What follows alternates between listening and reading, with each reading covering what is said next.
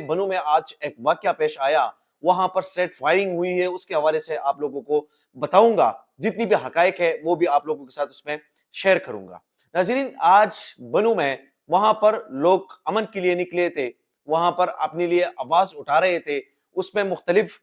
Party سے بھی لوگ شامل تھے، اور ایک ہی جھنڈا تھا وہاں پہ بنو میں، اور وہ جھنڈا تھا سفید جھنڈا، وہ امن کی نشانی تھی، اور وہ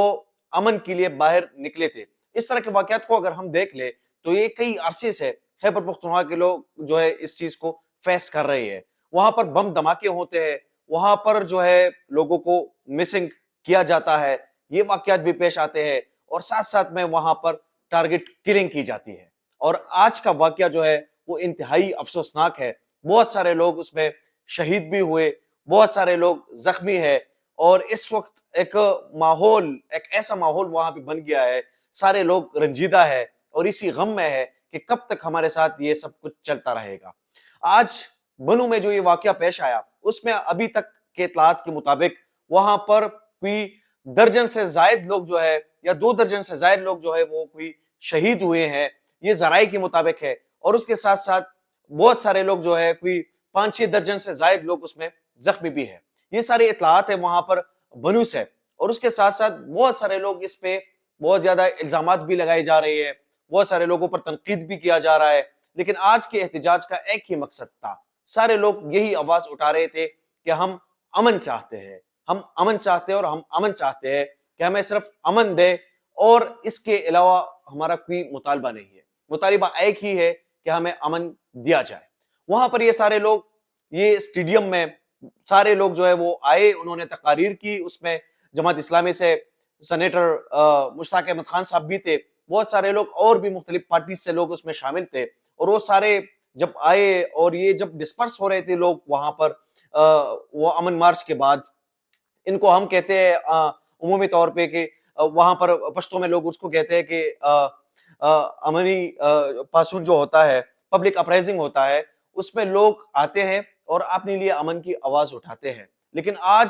یہ جو سارا سینیریو تھا، یہ بہت زیادہ ڈیفرنٹ تھا، بہت زیادہ تعداد میں، اس سے پہلے ہم نے نہیں دیکھا کہ تاریخ میں پہلے دفعہ اتنے بڑے تعداد میں وہاں پر لوگ نکلے تھے اور اپنے لیے آواز اٹھا رہے تھے۔ سینیٹر مشتاق احمد خان صاحب نے اس پہ ایک سٹیٹمنٹ دیا ہے، وہ وہاں پر اس وقت موجود بھی تھے، پھر اس کے بعد وہ ہاسپٹل بھی چلے گئے، اور اس کے بعد جو جتنی بھی لوگ اس میں شہید ہوئے تھے ان کے گھروں میں بھی چلے گئے۔ انہوں نے سٹیٹمنٹ دیا، انہوں نے کہا اس میں کہ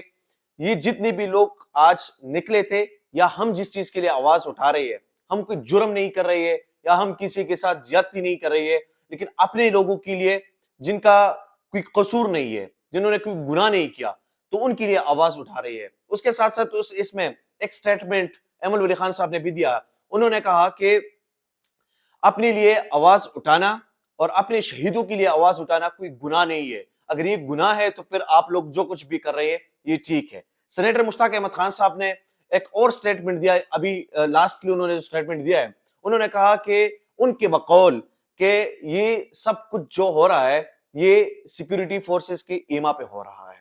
اور ادھر کے جو بنو کے لوگ ہیں وہ بھی یہ الزامات لگا رہے ہیں کہ یہاں پر کچھ جگہ ایسے بنائے گئے ہیں جن میں دہشت گردوں کو پناہ دیا جاتا ہے۔ اس طرح کے الزامات وہ بھی لگا رہے ہیں، باقی لوگ بھی لگا رہے ہیں۔ یہ جو بنو کا واقعہ تھا بہت زیادہ افسوسناک ہے، اور اس وقت پاکستان تحریک انصاف کے کچھ لوگ جو ہے وہ وہاں پر جا بھی رہے ہیں، اور اس کے ساتھ ساتھ کچھ لوگ اور بھی ہیں جو کہہ رہے ہیں کہ ہم کل وہاں پر بنو جائیں گے۔ اور لاسٹ ٹائم پہ علی امین گنڈاپور یا پاکستان تحریک انصاف کی گورنمنٹ کیپی میں ہے، تو انہوں نے ایک فیصلہ بھی کیا ہے کہ وہاں کی ایڈمنسٹریشن، وہاں کی کمشنر اور یہ سارے لوگ جو ہے ان کے ساتھ بات کرے، ان کے ساتھ مذاکرات کرے، اور جو اس میں ہو سکتا ہے ہم سے، وہ لوگوں کو ہم اپنی جو ان کا حق ہے وہ بھی دیں گے، اور ساتھ ساتھ میں ان کو انصاف بھی دیں گے، جو ہم سے ہو سکتا ہے وہ ہم کر لیں گے۔ لیکن اس وقت لوگ ان پر شاید اعتبار بھی نہیں کریں گے، کیونکہ ان کے گھروں میں لوگ جو ہے وہ شہید ہوئے ہیں۔ اس کے علاوہ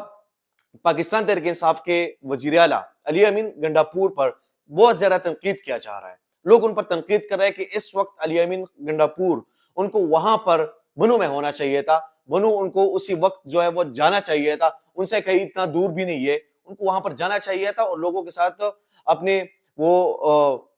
ایک قسم کی سیمپتی جو ہے وہ کم از کم دکھا لیتے، وہ لوگ بھی خوش ہو جاتے، وہاں پر لوگوں میں جو غم و غصہ تھا وہ شاید कम भी हो जाता, क्योंकि डायरेक्टली या इनडायरेक्टली इन लोगों को कसूरवार नहीं ठहराया जा सकता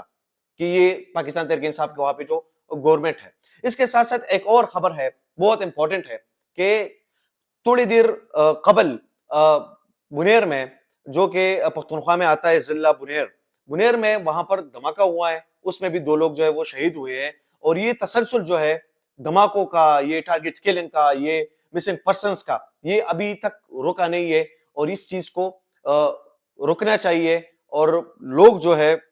इस वक्त तंग आ गए हैं और लोग सड़कों पर आ गए हैं और ये पब्लिक अपराइजिंग्स हो गए, ये जलसी जुलूस हो गए, धरने हो गए, हर दिन इस तरह का कोई ना कोई मामला वहां पर जो है वो पेश आता है। लोगों के मुख्तलिफ किस्म के जो है वो इल्जामात भी होते हैं। कुछ लोग आज भी बनो के इस वाकये में, वो लोग आज भी सिक्योरिटी फोर्सेस को जिम्मेदार जो है वो ठहराते हैं। वो लोग कहते हैं कि ये इस तरह सब कुछ है। अगर ऐसा नहीं है